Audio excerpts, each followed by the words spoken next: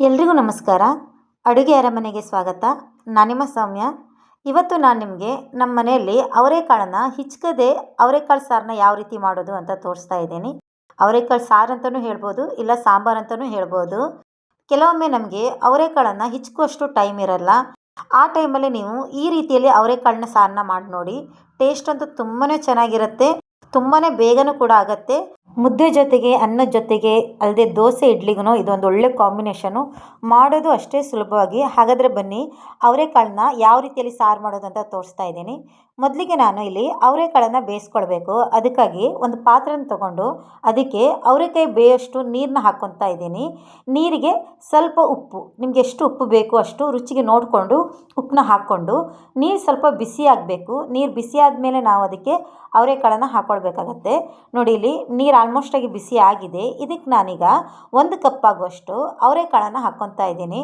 ನಾನಿಲ್ಲಿ ಹಿಚ್ಕಿಲ್ಲ ಅವರೆಕಾಳನ್ನು, ಹಾಗೆ ಅವರೆಕಾಳನ್ನು ಹಾಕ್ಕೊತಾ ಇದ್ದೀನಿ. ಅದ್ರ ಜೊತೆಗೆ ಒಂದು ದೊಡ್ಡ ಸೈಜಿನ ಒಂದು ಆಲೂಗಡ್ಡೆಯನ್ನು ಸಿಪ್ಪೆ ತೆಗೆದು ಕಟ್ ಮಾಡಿ ಹಾಕ್ಕೊತಾ ಇದ್ದೀನಿ. ಹಾಗೆ ಒಂದು 2 ಬದನೆಕಾಯಿನ ಈ ರೀತಿಯಲ್ಲಿ ಉದ್ದಕ್ಕೆ ಕಟ್ ಮಾಡಿ ಹಾಕ್ಕೊತಾ ಇದ್ದೀನಿ.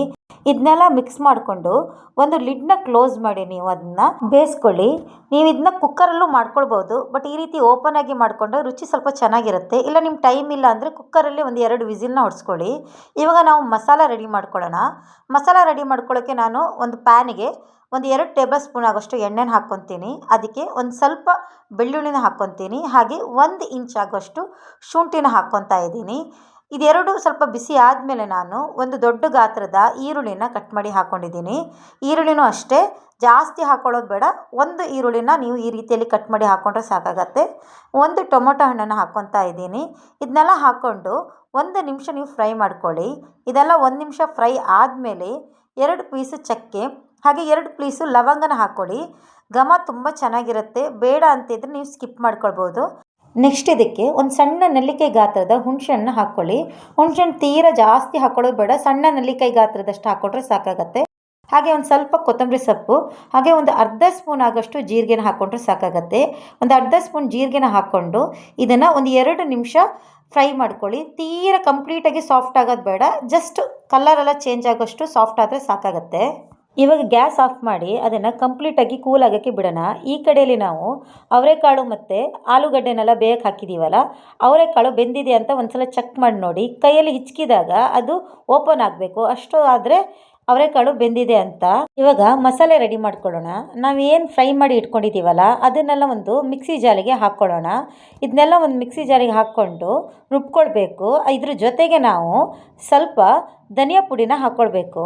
ನಾನಿಲ್ಲಿ ಒಂದು 2 ಸ್ಪೂನ್ ಆಗೋಷ್ಟು ಧನಿಯಾ ಪೌಡ್ರನ್ನ ಹಾಕ್ಕೊತಾ ಇದ್ದೀನಿ. ಮನೆಯಲ್ಲೇ ಮಾಡಿರೋ ಧನಿಯಾ ಪುಡಿ, ಅದನ್ನು ಒಂದು 2 ಸ್ಪೂನ್ ಹಾಕ್ಕೊತಾ ಇದ್ದೀನಿ. ಹಾಗೆ 1 ಸ್ಪೂನ್ ಆಗೋಷ್ಟು ಖಾರದ ಪುಡಿ ಹಾಕ್ಕೊತಾ ಇದ್ದೀನಿ. ನಿಮ್ಮ ಖಾರಕ್ಕೆ ಎಷ್ಟು ಬೇಕು ಅಷ್ಟು ಖಾರ ನೋಡಿ ಹಾಕ್ಕೊಳ್ಳಿ. ಹಾಗೆ ನಾನಿಲ್ಲಿ ಬೇಯಿಸಿರುವ ಕಾಳನ್ನು ಹಾಕ್ಕೊತಾ ಇದ್ದೀನಿ. ಇದು ಕಾಳನ್ನ ಹಾಕೋದ್ರಿಂದ ಸಾರು ತುಂಬ ಗಟ್ಟಿಯಾಗಿ ಬರುತ್ತೆ, ಹಾಗಾಗಿ ನೀವು ಕಾಳನ್ನ ಹಾಕ್ಕೊಳ್ಳಿ. ಸ್ವಲ್ಪ ಇದಕ್ಕೆ ಸ್ವಲ್ಪ ನೀರನ್ನ ಹಾಕ್ಕೊಂಡು ಈ ಹದಕ್ಕೆ ರುಬ್ಕೊಂಡು ಇಟ್ಕೊಳ್ಳಿ ಮಸಾಲಾನ. ಇವಾಗ ನಾವು ಬೇಯಿಸ್ಕೊಂಡಿರುವ ಅವರೆಕಾಳಿಗೆ ಮಸಾಲೆನ ಹಾಕ್ಕೊಳ್ಬೇಕು. ಆಲೂಗಡ್ಡೆ, ಬದನೆಕಾಯಿ ಮತ್ತು ಅವರೆಕಾಳು ನೀಟಾಗಿ ಬೆಂದಿದೆ. ಇದಕ್ಕೆ ನಾನಿಲ್ಲಿ ಮಸಾಲನ್ನ ಹಾಕ್ಕೊತಾ ಇದ್ದೀನಿ. ಒಂದು ಸಲ ಟ್ರೈ ಮಾಡಿ ನೋಡಿ, ರುಚಿ ಅಂತೂ ತುಂಬಾ ಚೆನ್ನಾಗಿರುತ್ತೆ. ನಿಮಗಂತೂ ಖಂಡಿತ ಇಷ್ಟ ಆಗುತ್ತೆ. ಈ ರೀತಿಯಲ್ಲಿ ನೀವು ಸಾರು ಮಾಡ್ಕೊಂಡು ನೋಡಿ. ಮುದ್ದೆ ಅನ್ನಕ್ಕೆಲ್ಲ ಒಂದು ಒಳ್ಳೆ ಕಾಂಬಿನೇಷನ್ ಇದು. ಟೇಸ್ಟೂ ಹಾಗೆ, ಮಾಡೋದು ಅಷ್ಟೇ ಈಸಿಯಾಗಿ. ನೋಡಿ, ಇದು ಮಸಾಲೆನೆಲ್ಲ ಹಾಕ್ಕೊಂಡು ನಾನು ಒಂದು ಮಿಕ್ಸ್ ಮಾಡ್ಕೊತಾ ಇದ್ದೀನಿ. ಆಮೇಲೆ ನಿಮ್ಗೆ ಎಷ್ಟು ಹದ ಬೇಕು ಅಂತ ನೋಡಿಕೊಂಡು ಅಷ್ಟು ನೀರನ್ನ ಹಾಕ್ಕೊಳ್ಳಿ.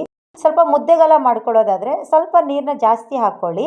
ನಿಮಗೆ ಅನ್ನಕ್ಕೆ ಮತ್ತು ಮುದ್ದೆಗೆ ನೋಡಿಕೊಂಡು ನೀರನ್ನ ನೀವು ಅಡ್ಜಸ್ಟ್ ಮಾಡ್ಕೊಳ್ಳಿ. ಇವಾಗ ಉಪ್ಪು ಮತ್ತು ಖಾರನೆಲ್ಲ ಚೆಕ್ ಮಾಡ್ಕೊಳ್ಳಿ. ಏನಾದರೂ ಬೇಕಿತ್ತು ಅಂತ ಅನಿಸಿದರೆ ನೀವು ಅದನ್ನ ಹಾಕ್ಕೊಳ್ಬೋದು. ನನಗೆ ಇಲ್ಲಿ ಒಂದು ಸ್ವಲ್ಪ ಉಪ್ಪು ಬೇಕು, ಹಾಗಾಗಿ ನಾನು ಉಪ್ಪನ್ನ ಹಾಕ್ಕೊಂಡು ಒಂದು ಕುದಿ ಬರ್ಸ್ತೀನಿ. ನೋಡಿ, ಈ ರೀತಿ ಒಂದು ಕುದಿ ಬಂದ ಮೇಲೆ ಒಂದು ಲಿಡ್ನ ಕ್ಲೋಸ್ ಮಾಡಿ ಅದನ್ನು ಮೀಡಿಯಮ್ ಫ್ಲೇಮಲ್ಲಿ ಒಂದು 10 ನಿಮಿಷ ನೀವು ಅದನ್ನ ಕುಸ್ಕೊಳ್ಬೇಕು. ಅದು ಕುದೀತಾ ಇರಲಿ. ಈ ಕಡೆಯಲ್ಲಿ ನಾವು ಒಂದು ಒಗ್ಗರಣೆನೇ ರೆಡಿ ಮಾಡ್ಕೊಳ್ಳೋಣ. ಒಗ್ಗರಣೆಗೆ ನಾನು ಒಂದು ಕಡಾಯಿಗೆ 2 ಸ್ಪೂನ್ ಆಗೋಷ್ಟು ಎಣ್ಣೆನ ಹಾಕ್ಕೊತಾ ಇದ್ದೀನಿ. ಎಣ್ಣೆ ಬಿಸಿ ಆದಮೇಲೆ ಸ್ವಲ್ಪ ಒಣಮೆಣಸನ್ನ ಹಾಕ್ಕೊತಾ ಇದ್ದೀನಿ. ಹಾಗೆ ಒಂದು ಸ್ವಲ್ಪ ಕರ್ಬೇವಿನ ಸೊಪ್ಪನ್ನ ಹಾಕ್ಕೊತಾ ಇದ್ದೀನಿ. ಹಾಗೆ ಒಂದು ಸಣ್ಣ ಈರುಳ್ಳಿನ ಸಣ್ಣಕ್ಕೆ ಕಟ್ ಮಾಡಿ ಹಾಕ್ಕೊತಾ ಇದ್ದೀನಿ. ಈರುಳ್ಳಿ ಕಂಪ್ಲೀಟಾಗಿ ಕೆಂಪು ಕಲರ್ಗೆ ಟರ್ನ್ ಆಗಬೇಕು, ಅಷ್ಟೊತ್ತು ನೀವು ಫ್ರೈ ಮಾಡ್ಕೊಳ್ಳಿ. ನಿಮಗೆಲ್ಲಾದರೂ ಸಾಸಿವೆ ಮತ್ತು ಜೀರಿಗೆ ಬೇಕಂತ ಅನಿಸಿದರೆ ಒಗ್ಗರಣೆಗೆ ಅದನ್ನು ಹಾಕ್ಕೊಳ್ಬೋದು. ಹಾಗೆ ಒಂದು ಸ್ವಲ್ಪ ಇಂಗನ್ನ ಹಾಕ್ಕೊಂಡು ಮತ್ತೆ 1 ನಿಮಿಷ ಅದನ್ನು ನೀಟಾಗಿ ಮಿಕ್ಸ್ ಮಾಡ್ಕೊಳ್ಳಿ. ಇವಾಗ ನಾವು ಏನು ಒಗ್ಗರಣೆ ಮಾಡ್ಕೊಂಡಿದ್ದೇವಲ್ಲ ಅದನ್ನು ಸಾಂಬಾರಿಗೆ ಹಾಕ್ಕೊಂಡು ಬಿಡೋಣ. ನೋಡಿ ಸಾಂಬಾರನ್ನು ಹಾಗೆ ಚೆನ್ನಾಗಿ ಕುದ್ದು ಕಲರೆಲ್ಲ ಚೇಂಜ್ ಆಗಿದೆ. ಈ ರೀತಿ ಆದಮೇಲೆ ನಾವು ಒಗ್ಗರಣೆ ಹಾಕಿರುತ್ತಲ್ಲ ಆ ಒಗ್ಗರಣೆನ ಸಾಂಬಾರಿಗೆ ಹಾಕ್ಕೊಂಡು ಮಿಕ್ಸ್ ಮಾಡಿಕೊಂಡ್ರೆ ರುಚಿಯಾದ ಅವರೆಕಾಳು ಸಾಂಬಾರು ರೆಡಿ ಆಗುತ್ತೆ. ಅನ್ನಕ್ಕೆ, ಮುದ್ದೆಗೆ, ದೋಸೆಗೆ, ಇಡ್ಲಿಗೆಲ್ಲ ಒಂದು ಒಳ್ಳೆ ಕಾಂಬಿನೇಷನು. ಒಂದ್ಸಲ ಟ್ರೈ ಮಾಡಿ ನೋಡಿ. ಹಾಗೆ ಹೇಗೆ ಬಂದಿದೆ ಅಂತ ನನಗೆ ಕಮೆಂಟ್ ಮೂಲಕ ತಿಳಿಸೋದು ಮಾತ್ರ ಮರಿಬೇಡಿ. ನನ್ನ ಚಾನಲ್ನ ಸಬ್ಸ್ಕ್ರೈಬ್ ಮಾಡಿಕೊಂಡೇ ನೋಡ್ತಾ ಇದ್ದರೆ ದಯವಿಟ್ಟು ಸಬ್ಸ್ಕ್ರೈಬ್ ಮಾಡ್ಕೊಳ್ಳಿ. ಹಾಗೆ ಅಲ್ಲಿರುವ ಬೆಲ್ ಐಕಾನ್ನ ಪ್ರೆಸ್ ಮಾಡಿ.